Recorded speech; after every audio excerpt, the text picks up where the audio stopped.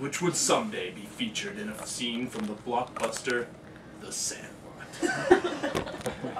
He would grow in understanding of the world and science. He would go to such notable institutions as Benyon Elementary, Riley Elementary, Newman Elementary, Bryant Junior High School, West High School, and finally reach the pinnacle of success at Utah State University, graduating in computer engineering at the age of 28 this spring.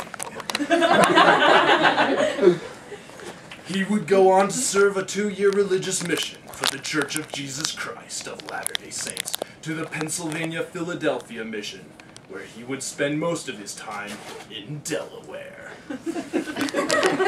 He got to know Delaware, the first state, one of the smallest states where there is no sales tax, and many of the Fortune 500 companies incorporate because of the predictable court decision on corporate law. A state where when you tell people you are from Delaware, they ask you, "What state is that in?" His experiences there would change him forever. He is a man of many names. For the first 20 years of his life, he was known simply as Scott. Though many of his teachers would try and call him Robert, he wouldn't accept that name until, in 2009, he decided to change his name, or at least what people called him, to Paul. The year after that, it was Rob, because no one cool called himself Robert. Thus, a yearly tradition began for RSP, as few call him, where every new school year he became known by a different name. Which name does he prefer? Which one is his favorite? We may never know the motives of this madman.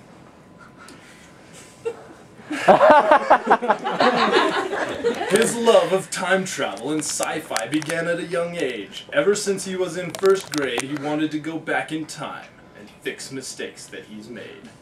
He's experienced over 50 movies, TV shows, book, and other media concerning time travel.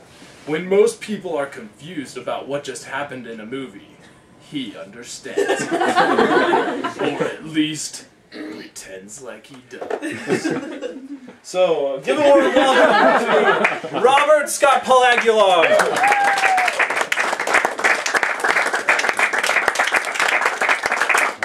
Thank you. I am Robert Scott Paul Aguilar. You may call me whatever you like as long as it's one of my names.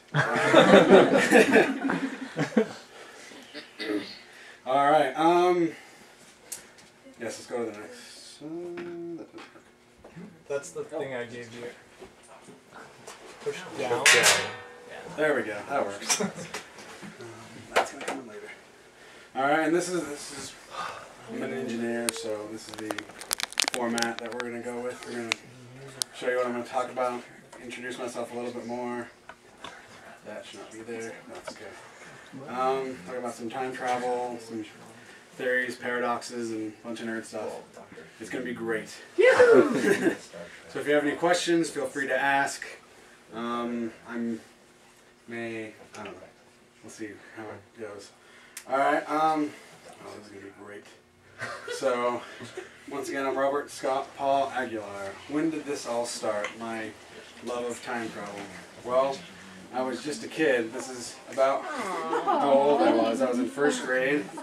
And kind of an interesting story. I was in, my teacher in class, she always had a jar of candy out. And whenever you got something right or did something good, she'd give you some candy. So one day, I don't know how this happened, but I was alone inside of her classroom. And I didn't really do anything, which I regretted. The day, like right after, I was like, oh, I could have stolen some of that candy. And then that night I actually dreamt that I did, and it was glorious. But ever since then, and you know, I've been interested in time travel and wanting to eat the candy. Eat the candy. Yeah.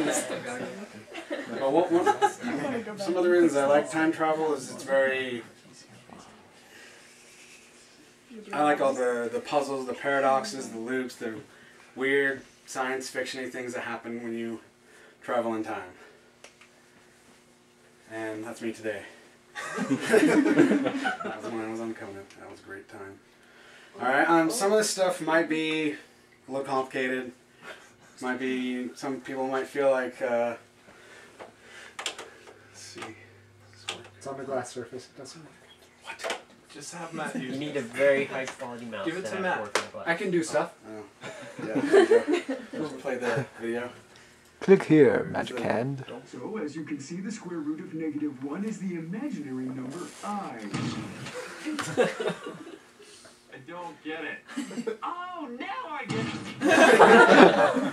So, I don't want to be here. so you might feel like that, but that's... You want me to go back? I'm back. You might feel like that, but don't worry. That won't happen to you. Yeah, sure. As far as I know. And this is kind of my credentials and my experience with time travel. These are the movies, TV shows, books, the video games I've played, all that all have to do with time travel. And right now it's 70, but I think I forgot to put a couple on there. And so, yeah, I love time travel, anything with time travel. Which is surprising because I'd never watched Doctor Who until like 2007, and that whole show was all about time travel. Next. And so, let's get right into it. What is time travel? Pulled something off of Wikipedia. Good, usually good reference for simple stuff like this.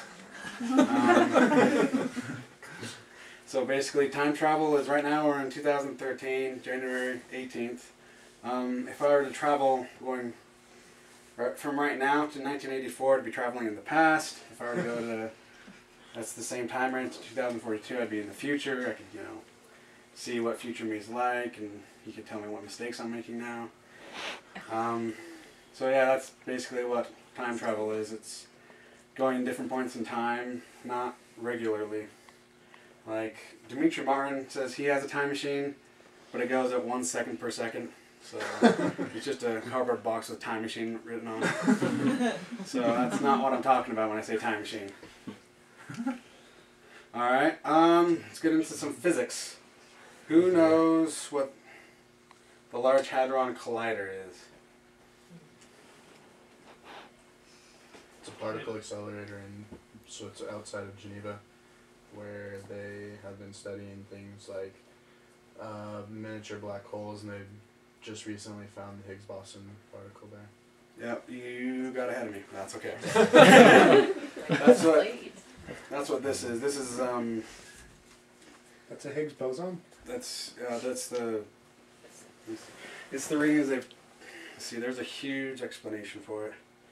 It says, yeah, it's a simulated Large Hadron Collider particle detector data depicting the Higgs boson produced by colliding protons decaying to hadron jets and electrons. So, I think it's basically, someone can correct me if I'm wrong, but it's basically a picture of the Higgs boson, right? Or the data that they used to extrapolate that it was the Higgs boson. Yeah, but that's not the point. Look what Higgs boson looked like the last time I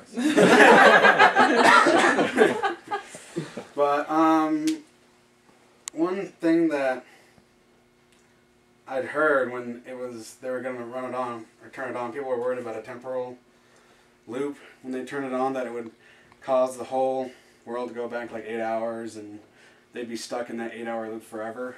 But obviously that didn't happen. Or Not did aware it? of.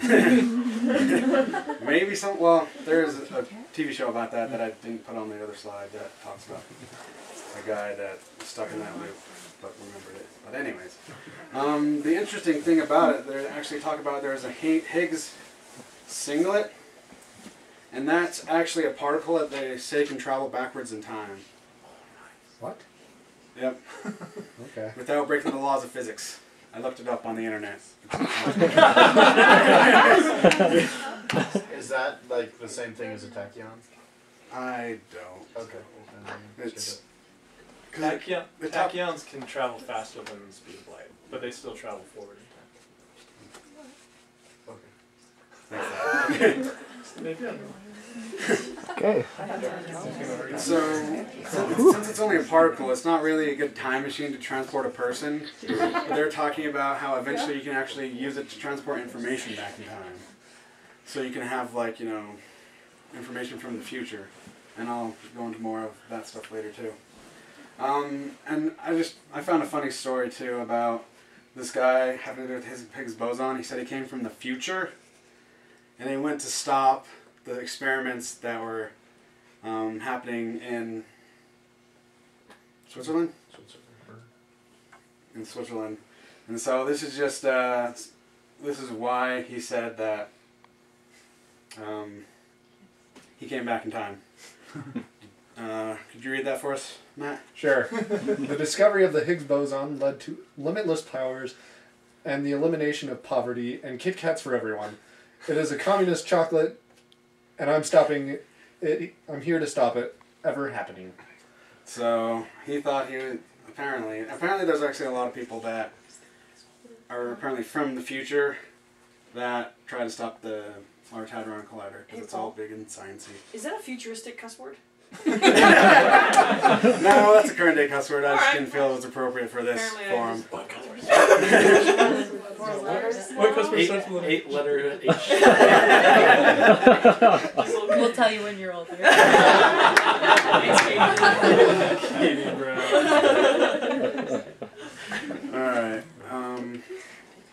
Alright, now some more physics, space and time. And so, physicists can correct me if I'm wrong, but like the way Einstein thought of, I need a piece of paper. The way Einstein thought of the universe.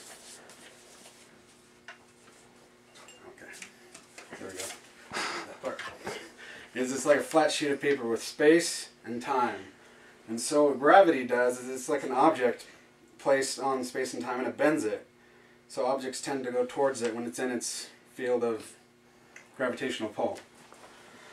And Einstein, I think we can all agree, was pretty smart. He came up with the theory of relativity, and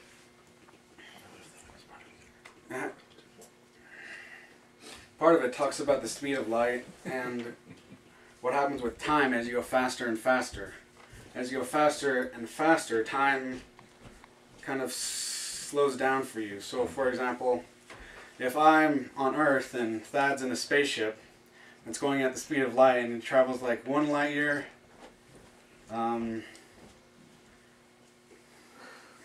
towards the closest galaxy and back, 2 years will have passed for me, but not very much time will have passed for Thad, so he will be much younger than I am. And that's one of the realistic, or somewhat realistic, applications of time travel. But most of them are forwards in time. And black holes also mess with time too, because of their huge mass. They suck in everything, including light, and time is all kinds of messed up in a black hole. As you get closer to a black hole, time slows down for you. I remember, the only reason I know that is because there was an episode of Stargate about it. So they were stuck inside the mountain, and for them it was only a couple hours, but for the rest of the world it had been days since they'd seen them. And so black holes do weird stuff with time too. So I'm now talking about time travel and this sheet of paper. The analogy is, say there's an ant on this sheet of paper that's trying to travel from this point to this point. And it's what, like 6 inches? Yeah. 8.5. I believe. About 8.5. And so it's trying to travel from this point to this point. So it would think it would have to travel the whole 8.5 inches. But if you fold it and connect the two surfaces, you don't have to travel a matter of inches.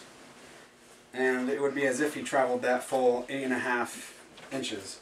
And so that's one of the theories about how you can do time travel, is there's this, well, either there's this mysterious 5th dimension that you go through, you go between 2 points of space and time, or it creates kind of like, when that paper is folded in half, a wormhole So you can travel a larger distance without actually having to traverse the whole distance. So that's, and this is all like kind of more sciencey stuff. Now we'll get into the cool stuff, the science fiction stuff. Alright, methods of time travel in pop culture. I'm sure there's more, but these are the four categories that I came up with. One is like a machine that you get into and it transports you either forward or backward in time. And there's different rules also about with the machines about whether actually you travel in space or not. In Back to the Future, you go back to the exact same spot that you left. But there are other sci-fi books where it takes the rotation of the Earth or the rotation of the Earth around the Sun into account, and so only every, I think the book is only every 8 years or every year, the guy would appear back on Earth, because he would stay in the same spot spatially but not temporally, and so that's, but most of them that's a lot harder to do on TV, so most of them just either travel to the same spot or do a different method. Like Doctor Who, which is my favorite show,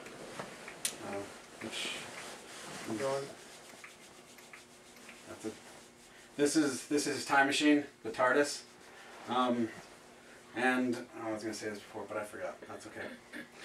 The background is the depiction of the time vortex that he travels through time and space in, and I just thought this side was really cool.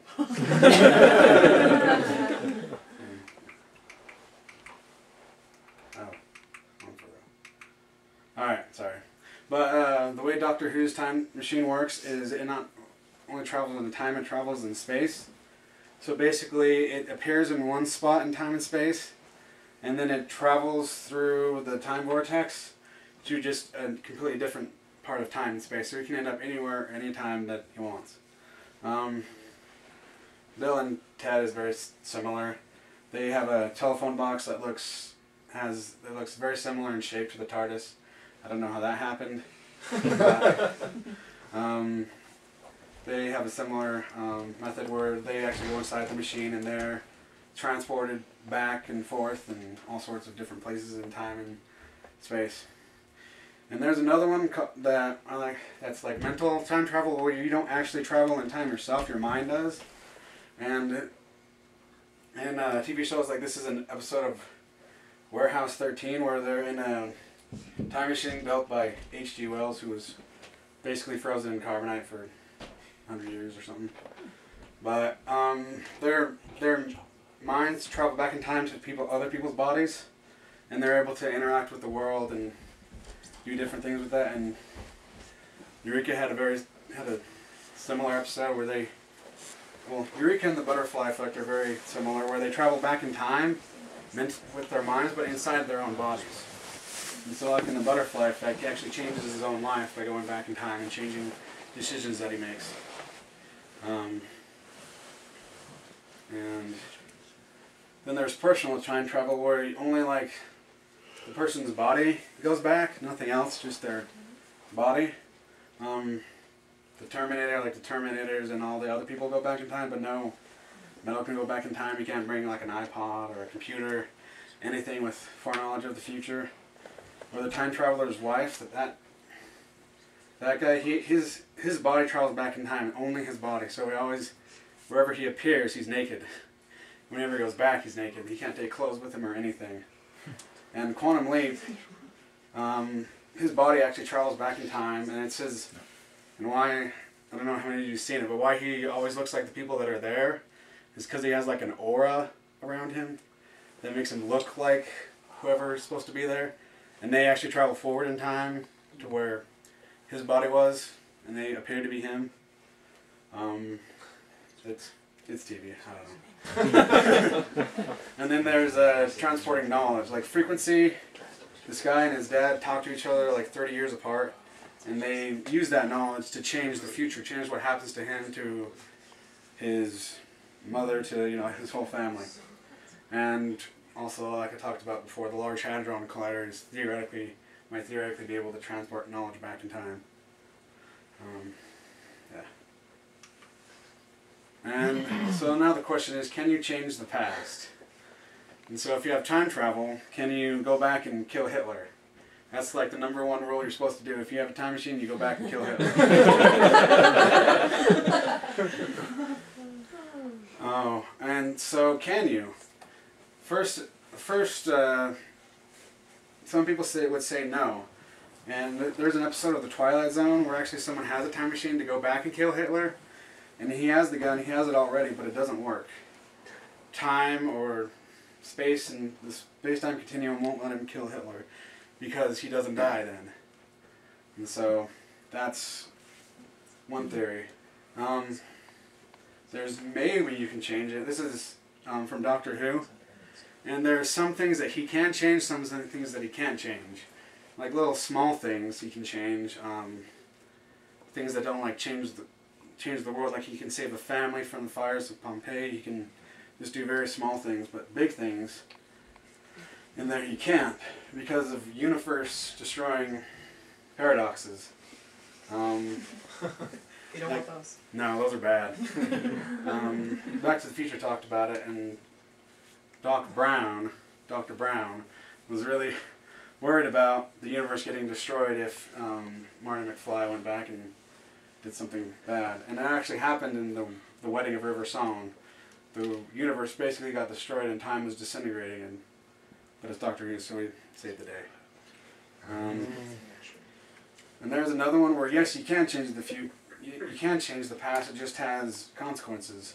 In Timeline, you're not actually traveling into the past, you're traveling to an alternate universe that is like the past, but it has effects on today, on the future. And in The Legend of Zelda, Ocarina of Time, you actually created, I think there were 3 timelines someone was telling me. Yep. One where... So Link's the good guy fighting Ganondorf, and he travels to the future 7 years and saves the day. And so there's three timelines that were created from that event. One, because he went to the future and saved the day.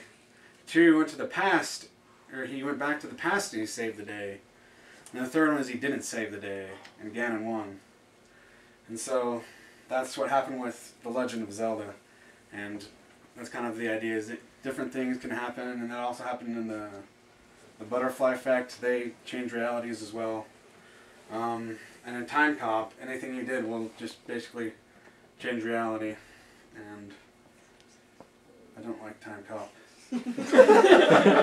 just temporally, because it said that the same matter cannot occupy the same space at the same time, which implies that differing matter can occupy the same space at the same time, which isn't true in and of itself.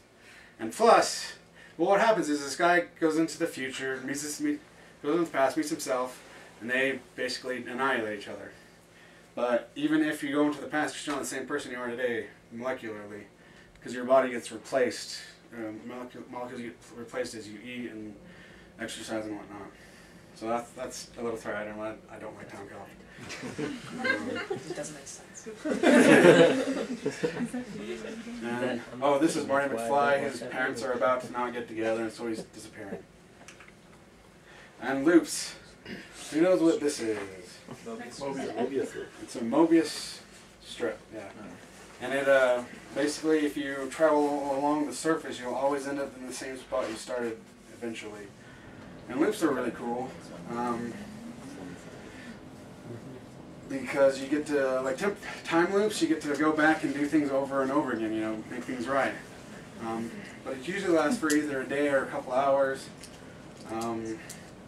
And then the consequences of them are each different.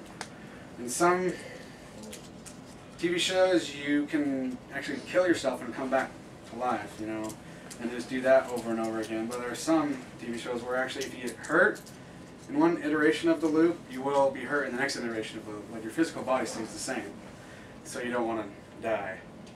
That would be bad. How do you too much loop here? Paper cut? That's what I would do, something small like that. Yes. Just jump off it. So in Groundhog Day, he was able to kill himself. In Daybreak, though, he couldn't. Whatever happened to him, like in one episode he got shot, and so in the next episode, or when he went back, he was in his bed bleeding because he, like all the, because they had all patched him up, all that had went away when he went back to the past. And so, and then, let's see. Yeah, source code, he could basically go back and do whatever he wanted over and over again because he died several times. In 7 days, he used a machine, and so whatever he did to himself would stay, but whatever he did to change the world would change it. In Star Trek, they died over and over again until they saved themselves. There's an interesting the X-Files. That one's an interesting one because this lady was time looping the same day over and over again, but it wasn't exactly the same. There was one thing about loops that they do or do not take into account, like human choice. Like in Groundhog Day, everyone always made the same choice over and over again, but not in the X-Files because they used talked about randomness and how things would always happen the exact same every day, but very similar things would happen every day. And her job was to get this guy to not blow up a bank. And I talked about the Large Hadron Collider, how people thought it would create time loops. Alright, temporal paradoxes. Do you want to play the video? Sure will. This is spatial paradoxes, but it's somewhat similar. How far away is Mars? 30 seconds. Well, it's get 1 1 billion miles.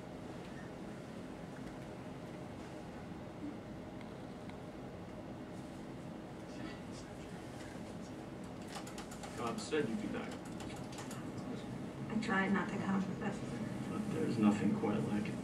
it's just pure creation.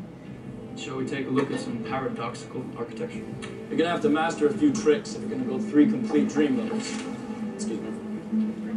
What kind of tricks? In a dream, you can cheat architecture into impossible shapes. That lets you create closed loops, like the Penrose steps, the infinite staircase. See?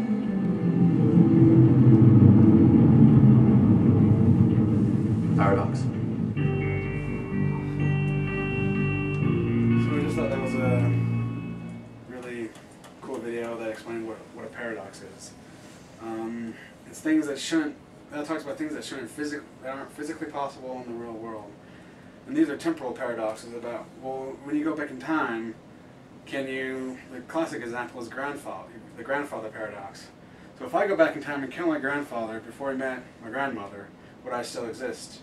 And if I did that, went back and killed them, well, so I went back, I killed him, would I be alive or exist to go back and kill him?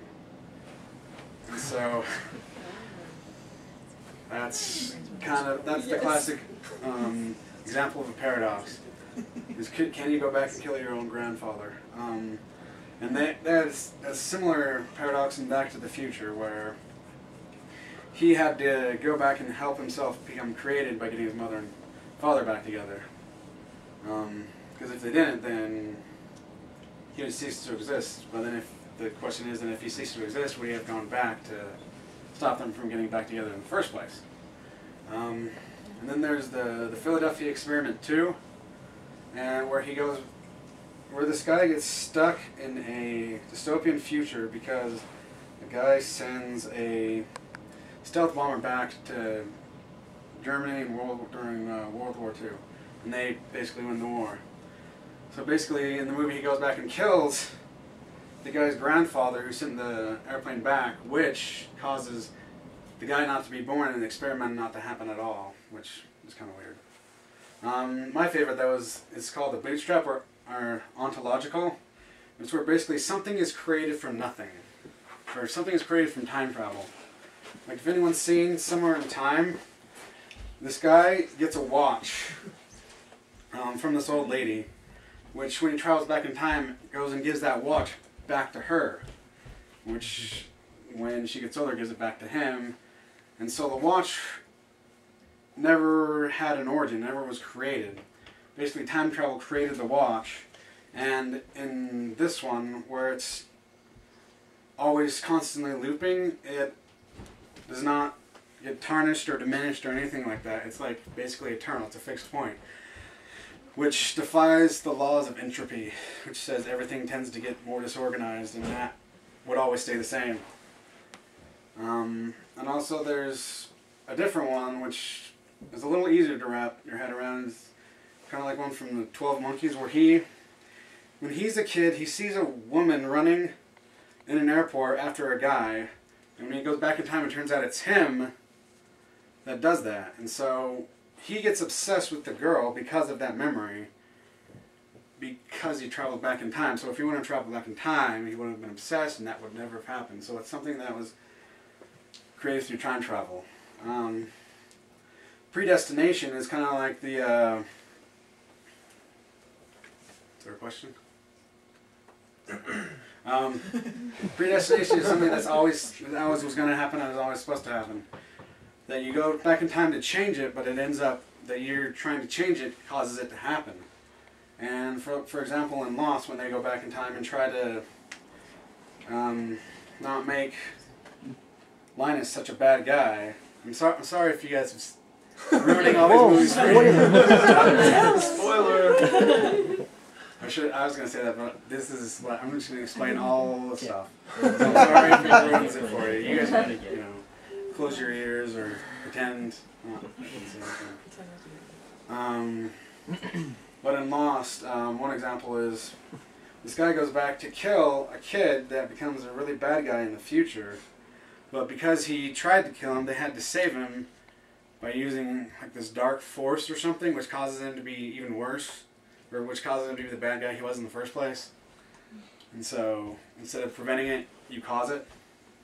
And the Matrix was... the architect showed Neo what was going to happen to his girlfriend, and that was always going to happen, and he knew it was going to happen. And so there's nothing he could do to stop her from getting thrown out the window and shot, but he could save her. And so that's kind of like, it's going to happen, there's nothing you can do about it.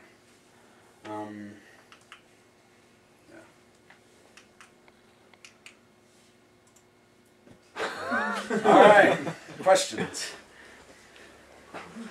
I know there's a lot. Did you ever see that Hannah Montana episode? No, unfortunately I did not see that one. If you could choose one way to time travel, which would you choose? Oh, I'd definitely choose the TARDIS. Or a machine of some sort. Because then you could bring stuff with you. Have you picked out somewhere you would go, or what time periods? Hitler. The candy. Well, first I have to go kill Hitler. And then... I don't know, I haven't thought about it. Not much. I don't know. I don't know if I'd want to go back that far for hygienic reasons. Maybe in the future, see what the world's like. Which paradox hurts your head the most?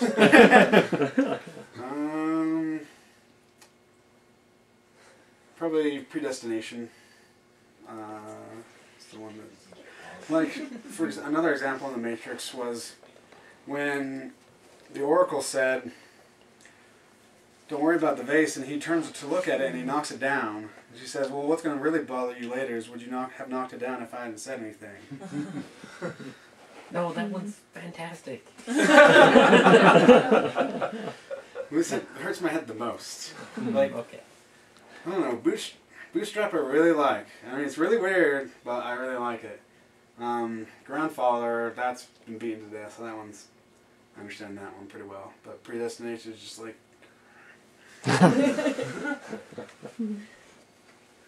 Can I ask a question about a movie?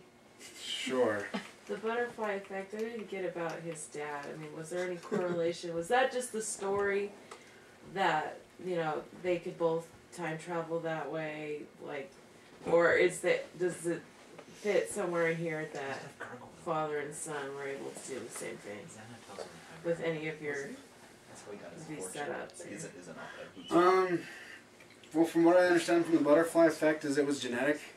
And that's That's like, not time traveler's wife. Yeah, Okay. yeah. The time traveler's wife was genetic as well. Alright. It's something in their genes where they could.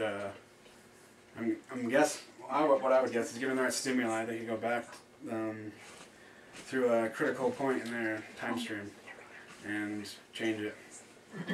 So, Which time travel method do you think is most realistic? that's good. Well, I'm gonna have to go with Doctor Who again. Really? Well, if you're talking about, well, because he's time traveling using the fifth dimension type view, so he's going into another dimension, and then using that to travel to another point in time and space. And so it also takes time for him to go to different, spots in time, travel, and how you would.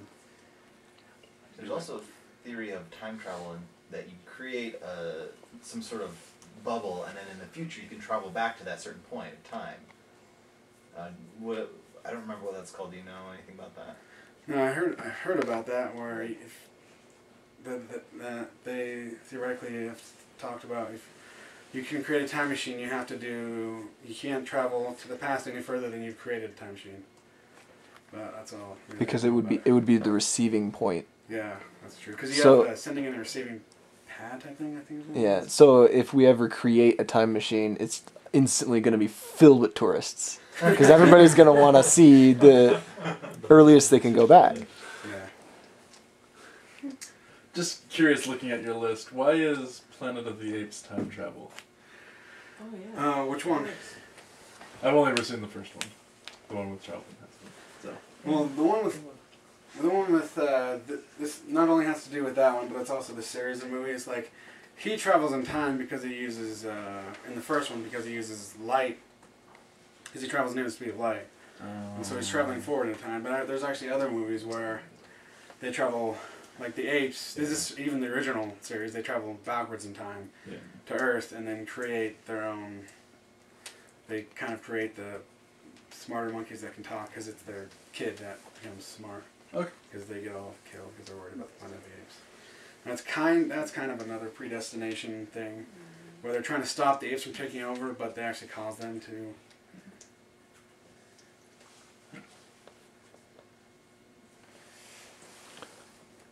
Are you familiar with the Ray Bradbury story? I think it's A Clap of Thunder. Okay. It's a go back in time.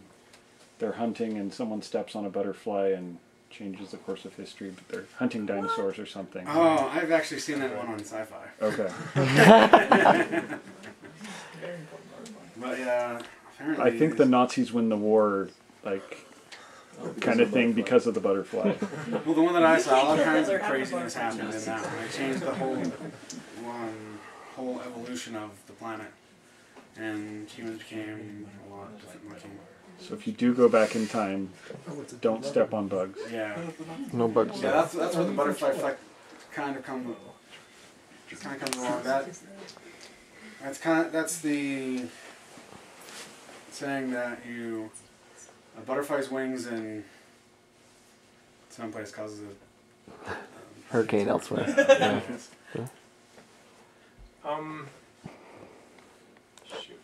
I have a question. In your opinion, what's the best travel in time movie?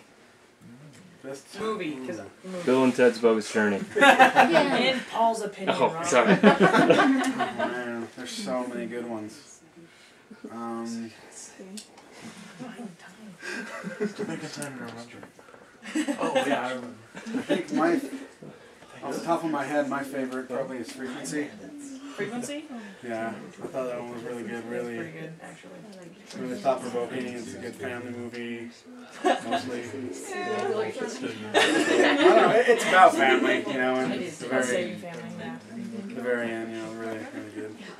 What would you say is, there's probably so many, but like, top 3 worst time travel, like, this doesn't really make sense, or it's like highly improbable. Lost. Number 1 would of course have to be Time Cop. I did not like that one at all.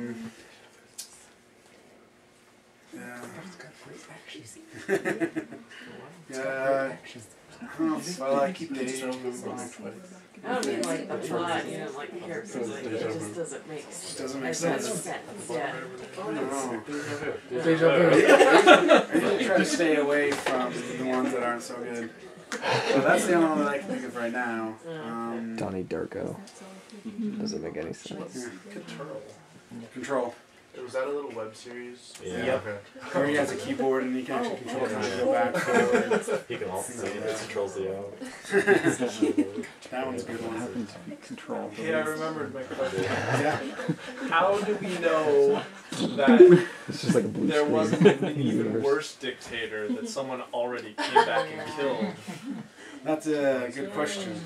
And actually, there's actually some TV like in the video game Command and Conquer Red Alert. Yes. Is that on there? That should be on there, but it's not. I think it's Einstein creates a time machine, goes back, kills Hitler, but without Hitler to slow down the Russians. The Soviet Union spreads into Europe, and it's basically a fight between the Allies and the Russians. And then another interesting one that I thought was really good was where is it? Fast Watch, The Redemption of Christopher Columbus. That one's a really good one. So basically, originally, in the original timeline, the Europeans aren't the ones that devastated America. The Native Americans are the ones that devastated Europe. And so the people in the future didn't think that was that good, so they sent Columbus over to America, and preemptively destroy them. But they didn't realize all the bad that the Europe then did to the Americas. And so in the book, they actually send some people back, because what they did in the original timeline is they just sent Christopher Columbus a message telling him to go to America right then. But in the book, they actually sent people back to steer time to a better future for everyone. And so that's one of the cool things about some of these books. Changing, stopping tragedies and changing things for the better.